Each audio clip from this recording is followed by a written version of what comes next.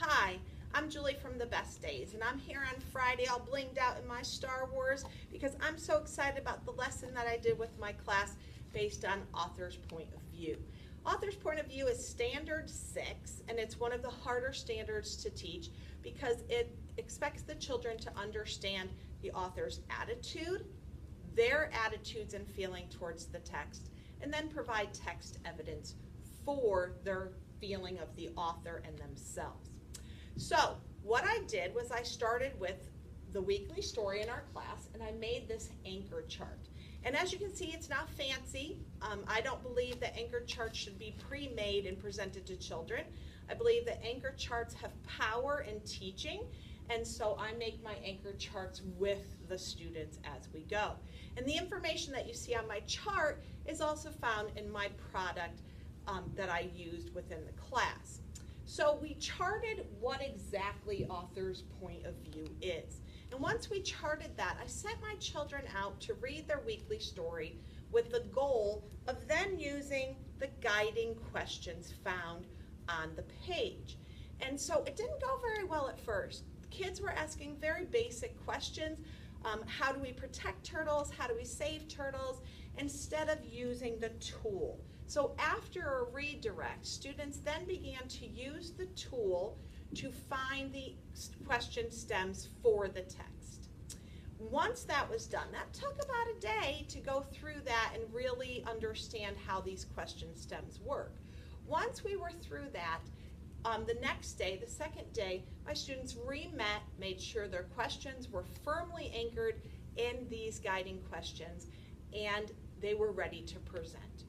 So what I did was I acted as the scribe, and each teacher, leader, team came up with in front of the class to share their question. I have a microphone system, so they wore the mic. They went and they monitored the students throughout the process, and they even asked students to share their answers and said yes or no based on what they had found within the text. Another thing I did was I also allowed them to write their names. This was a powerful tool for them because it allowed them to have ownership in the fact that they were the teacher leader in that moment. This was going so well, and it just so happened at that moment that my administrators came in for a walkthrough to be able to see the power of the learning going on, the student-led learning, the teacher leader within the classroom. So that was another extremely powerful moment that they were able to have other people see how successful they were within that lesson.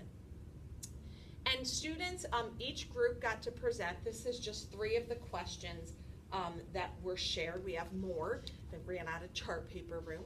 So very powerful. The kids actually experienced the process of writing the question, finding the question, and it was led by them. So where am I going next? Next, I'll pull out the guided reading books. I will have each leveled group go ahead and read their text and do the same process where they will ask a question. They will then ask their group to provide the evidence within the guided reading. So they get that independent practice that they need.